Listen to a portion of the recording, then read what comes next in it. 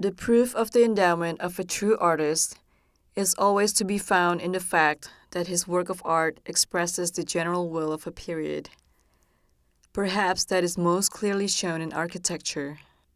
The religious mystical world of the Christian Middle Ages, turning inwards upon itself, found forms of expression which were possible only for that world. For that world alone could they be of service. A Gothic stadium is as unthinkable as a Romanesque railway station or a Byzantine market hall. The way in which the artists of the Middle Ages, of the beginnings of the modern world, found the artistic solution for the buildings which he was commissioned to create is in itself the highest degree striking and admirable. That way, however, is no evidence that the conception of the content of life held by the folk of his day was in itself either absolutely right or absolutely wrong. It is evidence only that works of art have rightly mirrored the inner mind of a past age. It is therefore quite comprehensible that insofar as the attempt is made to carry on the life of that past age, those who search for solutions of artistic problems can still seek and find their fruitful suggestions.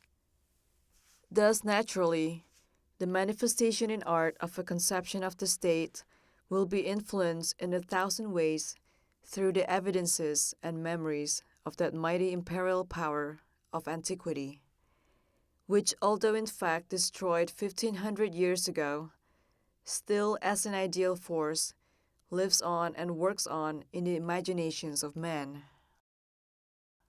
The art of Rome is not merely a formal reproduction of the Roman mode of life, of the landscapes and inhabitants of Rome. No, it is a proclamation of the Roman body and of the essential Roman spirit. It does not make propaganda for an individual work, for the subject, or for the artist. It makes propaganda for the Roman world as such, which confronts us in Roman classicism.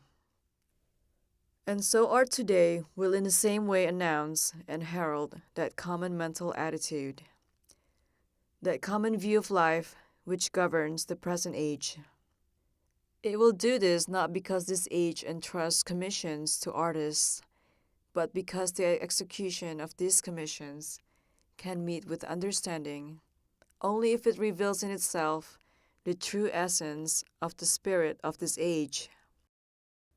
We were all convinced that a true community of the people is not produced overnight. It is not attained through theories or programs, but that through many decades.